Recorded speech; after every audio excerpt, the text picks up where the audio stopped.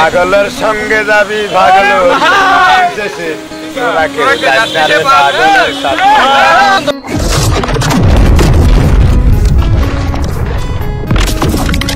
Presented by Cans Video Creation. Be positive, and stay with us.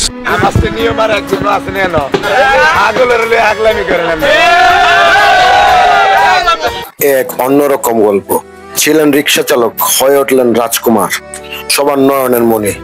Dhaka শহরে আগারগাঁও ফুটপাতে সে খুলে বসে একটি ছোট্ট হোটেল, যা 100 টাকায় পেট ভরে মানুষজন খেয়ে যায়, যা গরিবের জন্য এক রাজকীয় খাবার।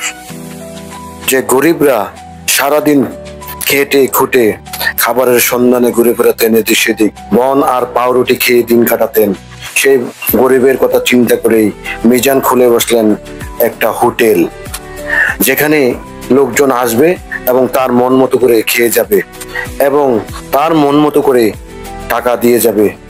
আপনি একবার নেবেন 14 বার খাবার নিতে ভাত নিতে পারবেন, সাথে তরকারি এবং ডাল ফ্রি, এবং যার যার মতো করে টাকা রেখে যাচ্ছে তার বয়ামে, সে টাকার কোনো হিসাবও নিচ্ছে না। এই হচ্ছে মানব দরদী মানবিক ব্যক্তি মিজানুর রহমান। তার কাজ মানুষের মনকে নাড়া দিয়েছে, সবাই তার কাজের প্রশংসা করছেন। ওই একই মিজান তার হারানো সম্পত্তি ফিরে পাওয়ার জন্য এক বিশাল লড়াই নেমেছে। এই মানুষটি মাত্র 100 টাকায় মানুষকে ভরপেট ভাত ও গরুর মাংস খাইয়ে সবার মন জয় করেছিল। সেই ভাইরাল মিজান আজ নিজের পৈতৃক সম্পত্তি ফিরে পেতে সংগ্রাম করছেন। আগারগাঁও ফুটপাতে তার ছোট্ট ভাতের হোটেল ছিল যেন গরিব মানুষের আশ্রয়স্থল। রিক্সা চালক থেকে দিনমজুর সবার ভরসা ছিল এই হোটেল। ভবিষ্যতে মিজান তার এই সমস্যাগুলো কাটিয়ে উঠতে পারবে আশা করি। মিজানের জন্য সবাই দোয়া করবেন, যে গরিব মানুষকে সে সাহায্য সহযোগিতা করে, তার দিনটাও যেন আল্লাহ তাকে ফিরিয়ে দেয়, সে যেন এই গরিবানা হাল কাটিয়ে উঠে ভবিষ্যতে আরো ভালোভাবে দিন যাপন করতে পারে। আমরা সেই আশা ব্যক্ত করতেছি, তার পরিবারের সর্বাঙ্গীন মঙ্গল কামনা করতেছি।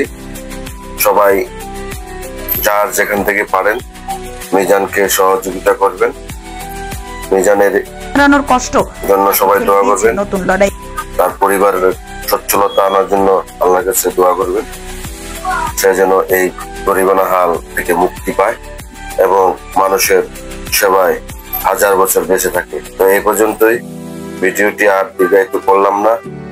ভালো থাকবেন, সুস্থ থাকবেন এবং সব জায়গায় পজিটিভ থাকবেন। আল্লাহ হাফেজ। আসসালামু আলাইকুম ওয়া রাহমাতুল্লাহি ওয়া বারাকাতুহু।